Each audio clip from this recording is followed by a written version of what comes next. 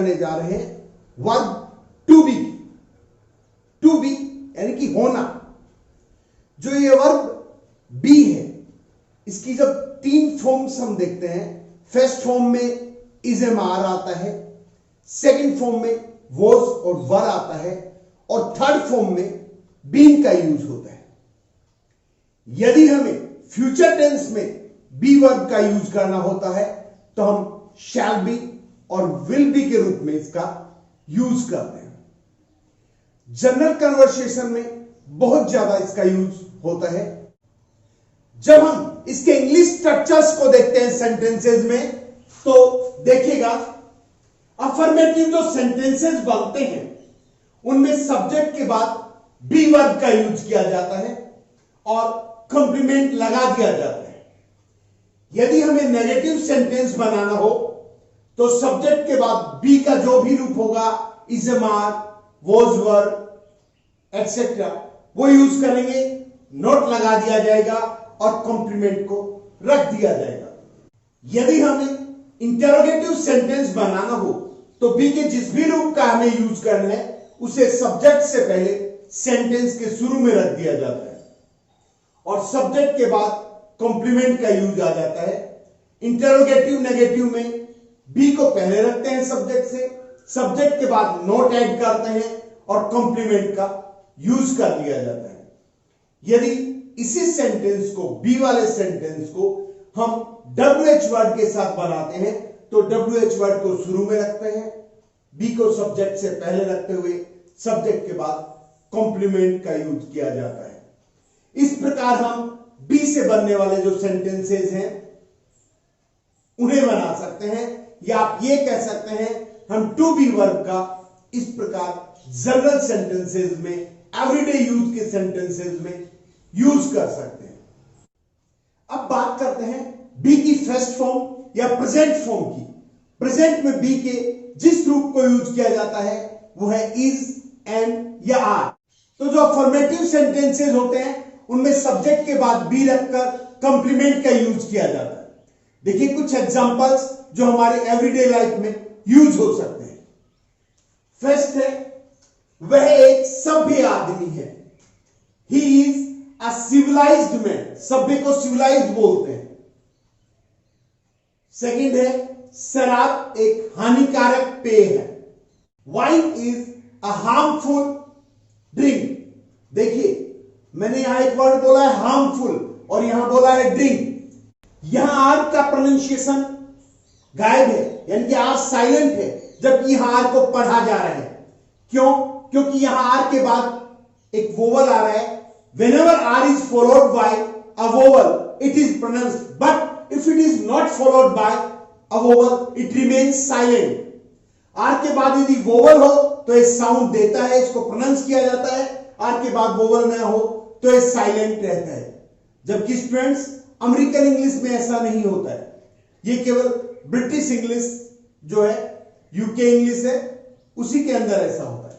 Next देखिए, मेरा मित्र देशभक्त है। देशभक्त को कहते हैं पैट्रियोट। तो my friend is patriot. Next देखिए, वे मांसाहारी हैं।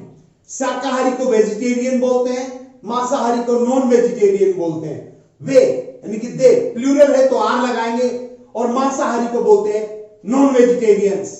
नेक्स्ट देखिएगा, गंगा एक पवित्र नदी है। The Ganga is a Holi river.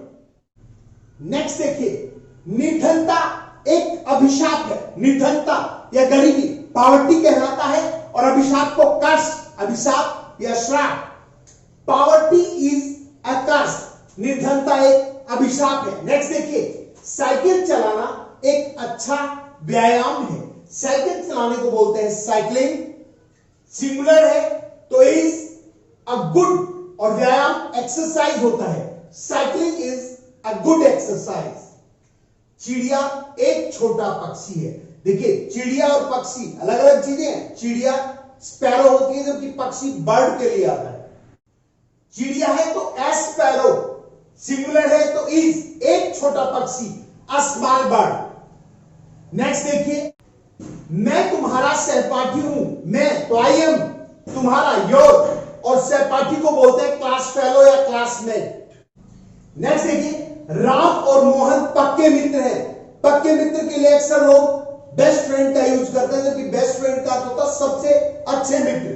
पक्के के लिए आता है फर्स्ट फ्रेंड। राम और मोहन, तो राम एंड मोहन प्लूरल है तो आर, और पक्के मित्र को बोलते हैं फर्स्ट फ्रेंड्स। नेक्स्ट देखिएगा, तुम्हारा मित्र एक कलाकार नहीं है। तुम्हारा मित्र योर फ्रेंड सिंगुलर है तो इज, नेगेटिव बनाने के लिए नॉट, और एक कलाकार को बोलते हैं an artist. Your friend is not an artist. Next देखिए, मैं तुम्हारा शुभ चिंतक हूं। मैं आई के साथ एन का यूज होता है, और तुम्हारा के लिए योर, और शुभ चिंतक को बोलते हैं well wisher. I am your well wisher. Next देखिए, तुम भोले भाले नहीं हो। तुम, यू आर, नेगेटिव बनाने के लिए नॉट, यू आर नॉट भोले भाले, मासूम, निर्दोष, इनके लिए एक वर्ड आता है इनोसेंट। तुम भोले भाले नहीं हो, तुम मासूम नहीं हो, तुम निर्दोष नहीं हो। इसके लिए आएगा you are not innocent. Next देखिएगा, भारतीय नारियां पूर्णतः स्वतंत्र नहीं है। भारतीय नारियां, इंडियन वीमेन, प्लूरल आ गया तो आर, नेगेटिव बनाने के लिए नॉट का यूज आ जाएगा। पूर्णतः, कंप्लीटली, और स्वतंत्र को या तो फ्री बोल सकते हैं या इंडिपेंडेंट का यूज कर सकते हैं। Indian women are not totally या कंप्लीटली फ्री बोल दीजिएगा, या Indian women are not completely independent बोल दीजिएगा। नेक्स्ट देखिएगा, राजस्थान एक पिछड़ा हुआ राज्य नहीं है। राजस्थान सिंगुलर है, इज नेगेटिव के लिए not, Rajasthan is not, Rajasthan नहीं है। क्या नहीं है? एक पिछड़ा हुआ राज्य, तो आप बोलेंगे a backward state. See the next, क्या सब्जियां स्वास्थ्य के लिए अच्छी है? इंटरोगेटिव बनाना है। सब्जियां प्लूरल है तो आर का यूज होगा, और वो सब्जेक्ट से पहले आ जाएगा। आर वेजिटेबल्स अच्छी है तो गुड, स्वास्थ्य के लिए, फॉर हेल्थ। नेक्स्ट, क्या ये सिक्के खोटे नहीं है? ये इंडिकेशन कर रहा है एक तरफ, इशारा करने के लिए प्लूरल के लिए दिस का यूज होता है पास के लिए, और दूर के लिए वे या वो होता तो दोज का यूज होता, यहां दिस का यूज होगा। और प्लूरल है कॉइन्स तो आर शुरू में आ जाएगा, आर दीज कॉइन्स नॉट, और खोटे या जाली है उसके लिए वर्ड होता है base, are these coins not base. Next देखिएगा, क्या तुम्हारा मित्र एक वफादार सैनिक है? तुम्हारा मित्र सिंगुलर है, इंटरोगेटिव बनाने के लिए इसको शुरू में रखा। तुम्हारे मित्र के लिए योर फ्रेंड का यूज हुआ है, और एक वफादार सैनिक, ए वफादार को बोल दिया, स्वामी भक्त को बोलते हैं फेथफुल, अ फेथफुल सोल्जर।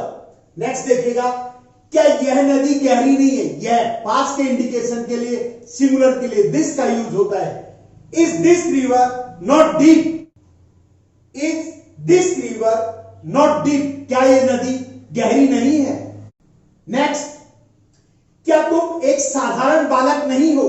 तुम, यू के साथ आर का यूज होता है, और इंटरोगेटिव में आर को सब्जेक्ट से पहले, यू से पहले रखेंगे। Are you not an ordinary boy? साधारण बालक को बोलते हैं ऑर्डिनरी बॉय। तो क्या तुम एक साधारण बालक नहीं हो? Are you not an ordinary boy? तो देखिए स्टूडेंट्स, आज हमने देखा है कि बी की प्रेजेंट फॉर्म यानी कि इज एम आर का हम एवरीडे लाइफ में किस प्रकार यूज करते हैं। डेली बेस के सेंटेंसेस में इज एम आर का यूज कब और कैसे होता है। यदि आप इन सेंटेंसेस का अपनी डेली लाइफ में या एवरीडे लाइफ में यूज शुरू कर देते हैं तो आप आसानी से अंग्रेजी बोलना सीख सकते हैं।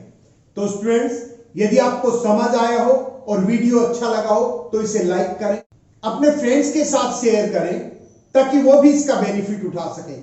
और अभी तक यदि आपने मेरे चैनल को सब्सक्राइब नहीं किया है तो please subscribe it motivates me. Thank you.